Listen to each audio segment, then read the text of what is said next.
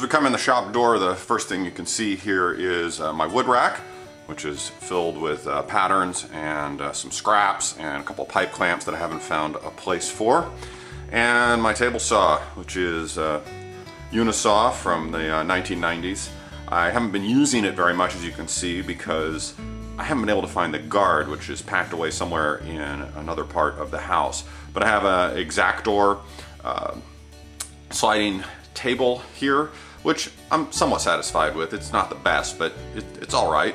And a grizzly dust collector below that's dedicated to the unisaw.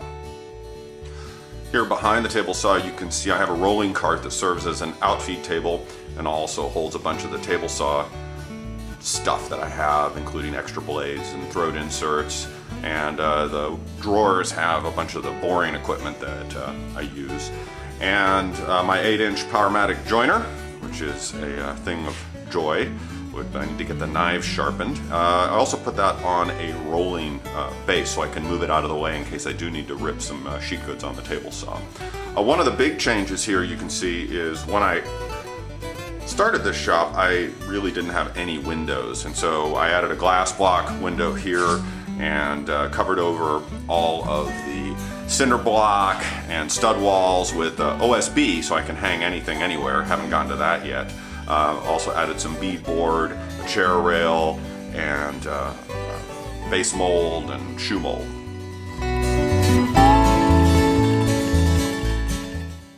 In this corner you can see a hose. This was going to be where my sharpening area was.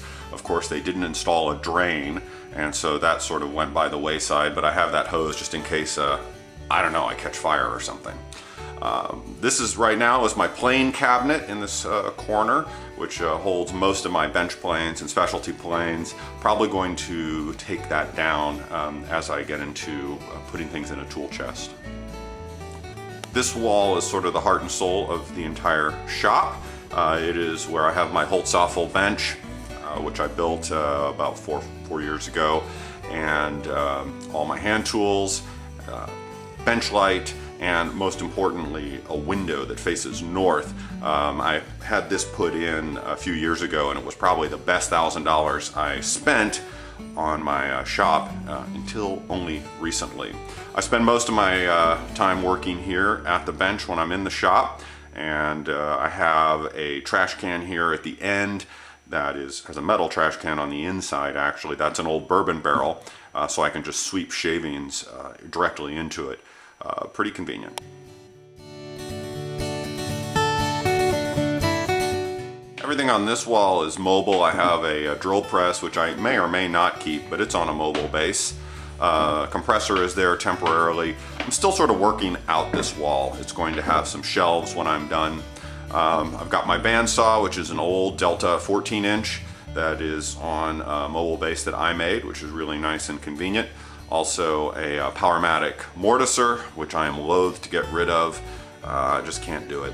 And also some Festool stuff, including, most importantly, a vacuum, which is a real big help when I'm doing anything that has dust in it. And you can see this is where I share space with the furnace for the back part of the house, which is really pretty much a pain. Behind the furnace is this metal shop cabinet that holds all my sharpening supplies, all my hardware, screws, nails, and all my small hand power tools like my jigsaw.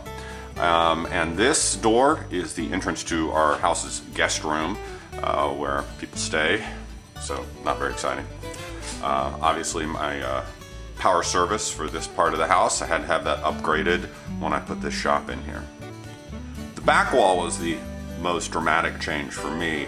This was all just a gray, nasty mess of cinder block, and so I put the Grizzly planer there, which is a 15-inch model, and also I have a dust collector here, actually a chip collector from Penn State, that I roll around to the jointer or to the planer wherever it's needed.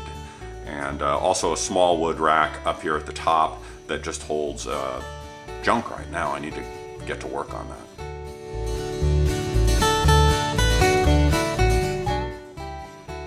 Now the biggest change to my shop since putting in that window over the bench has been the addition of this oak floor covering over the raw concrete that was here. And this is a white oak, and it is sanded and has one coat of water-based finish on it, which makes it grippy for my feet, so I'm not sliding all over the place, but it has just enough protection so that glue doesn't sink into it. Any stains or spills are pretty much repelled by the one coat of water-based finish. So I'm very happy with the wood floor. I can stand on this for hours and my back doesn't complain. And this is what I'm working on right now in my shop. This is sort of a early 19th century tool chest that hopefully is going to hold all of my hand tools. And I'm sure you'll be seeing more of this in the coming months. And so that's the shop. And it's changed a lot in the last 6 months and is now just about my favorite place in the entire house.